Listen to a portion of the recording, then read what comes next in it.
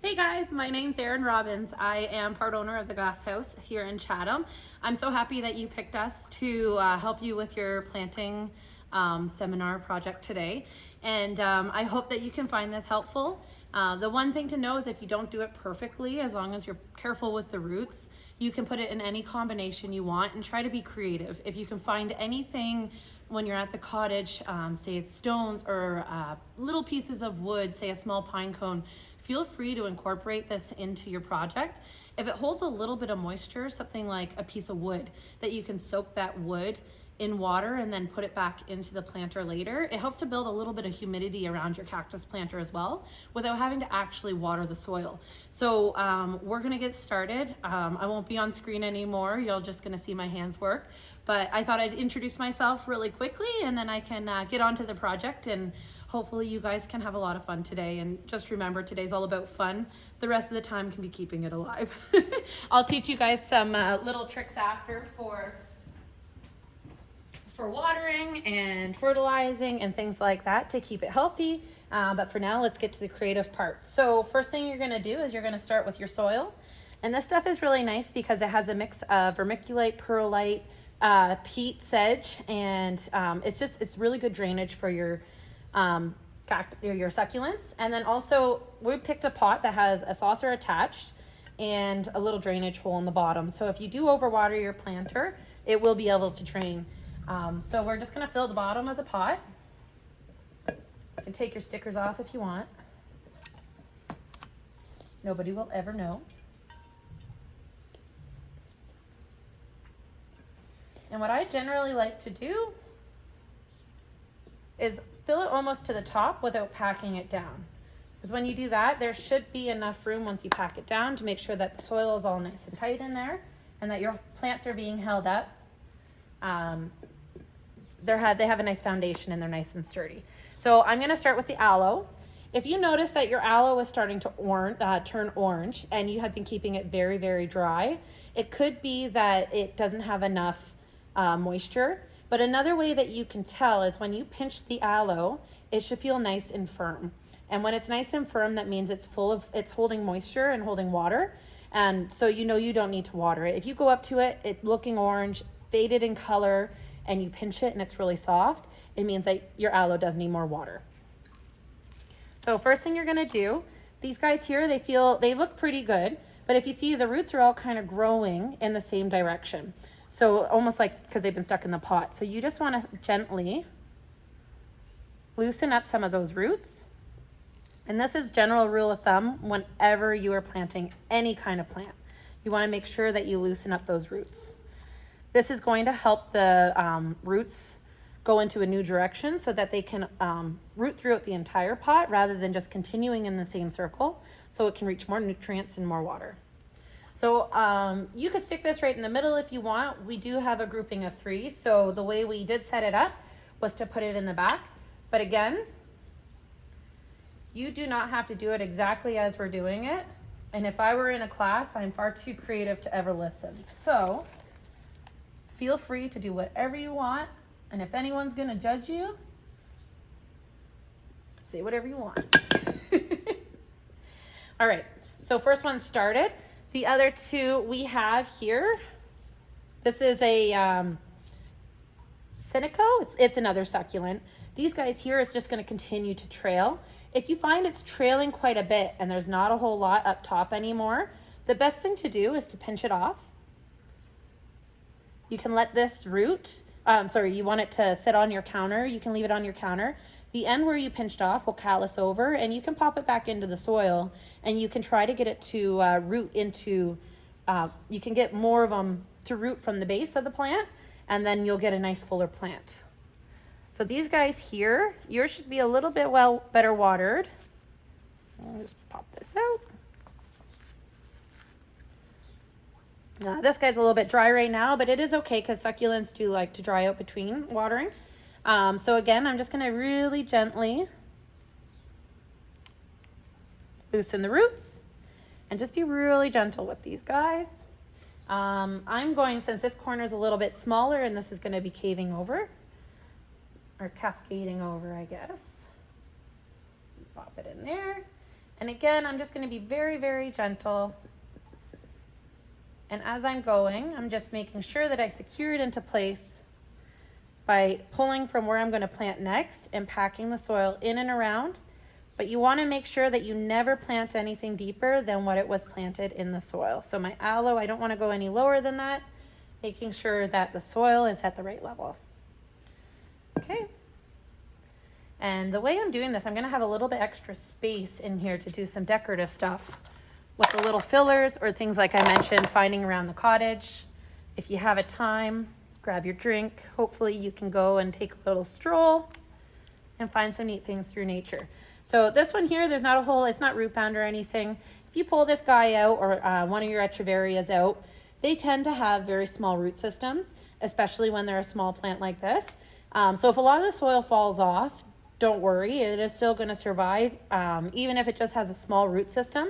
They don't like to absorb too much moisture at a time, so they can handle a small root system as long as they're nice and sturdy in there.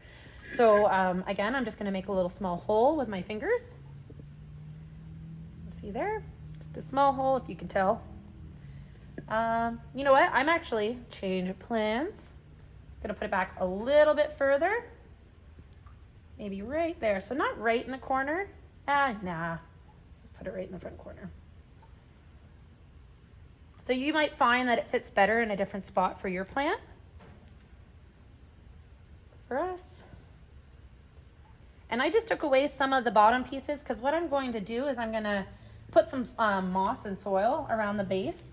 And you'll find as these mature, they do drop their bottom leaves, or if they are going to have to drop a bottom leaf, the reason why they do that is the top leaves are always going to be the nicest, and it's almost as self-preservation. So if it's not getting enough water, say it's too much water or something, and it's going to lose some leaves because more energy needs to it needs more energy to produce the nicer leaves up top. Why? Because these guys get more sun, so they figure these are their easiest ones to drop. In saying that, you will notice along the bottom, if they do start to look bad, I would recommend just cleaning them up, getting rid of them, to put more energy back into the plant so it produces more foliage up top. All right. Okay, so the last step is to cover the soil. So you guys have beige moss, and you have, I think, a purple one that was picked up. So I'm going to start with putting some of the beige around at the back.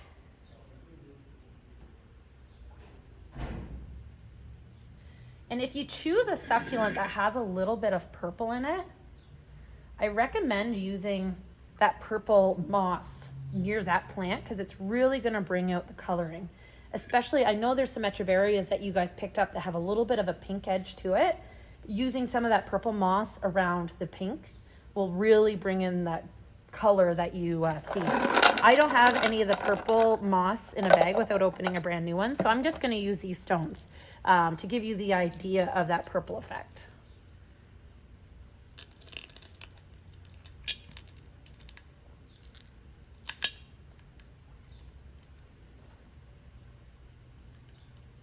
Okay, and then the other thing I have is a little bit of green moss. So I'm going to pop that in over here. So things like I was talking about, little piece of wood or an interesting piece of stone, maybe it's like a cool skipping stone or something fun like that. You could feel free to say, pretend this was a stone. You could incorporate it, say, in this location here, which would create like a really neat little point of interest. I know lid doesn't necessarily do that, but I'm not at a cottage right now for all that, but something neat in there would be really cool. It also, like I said, can help to retain some moisture around the plant, and as that moisture evaporates away from the soil, it's going, or away from the wood and into the air, it's going to create humidity around your plant, which is key, especially in the winter time. So other things, if you find any white stones, those kind of things just help to add a little bit of contrast between the blue, not just give it a little bit of a break, right? So I hope you guys find this intriguing and fun, and you guys have you're not too critical of your work as you're doing it, and you just find it a very fun environment. And planting is one of my biggest passions in life. So I hope that this video and the adventure you are on today will be a great experience. I wish that I got to partake in something so fun. So anyways, I hope you guys enjoy your day. I hope you find this helpful. When it comes to water and care, you can probably give this guy a shot glass once a week. They do want to dry out between watering, so you want to make sure if it is in a warm window, the pot gets nice and warm all the time, then you're going to have to water it a little bit more. But you want to make sure when you put your finger in, you can move away some of the moss, stick your finger in there, and you want to make sure that it is dry about up to here before you even think about watering again. And like I said, another way to tell is if you feel how dense they are. Succulents, it's good like that. These guys here will feel a little bit softer when they are too dry. If you notice any yellowing before the leaves fall off, it's not browning, it's yellowing, and they just tend to drop, it might be too much water. You guys are more than welcome to give us a call, 519-352-1127. Message us on Facebook, bring in your planter. If you have any questions on how to care for it, you want any little tidbits of information, my name is Erin Robbins. I am very happy to help. Put this guy in a really nice bright window. It can handle full sun. It can handle bright indirect light.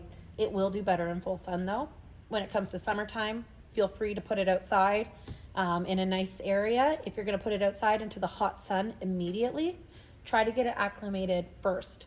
I would say it's kind of like going to Mexico without a tan. If you're going to go out the first day and you haven't been in the sun for months, you're putting on that 50 sunscreen. At the end of the week, you might be down to 30 sunscreen and you're not going to burn when you're out there as long.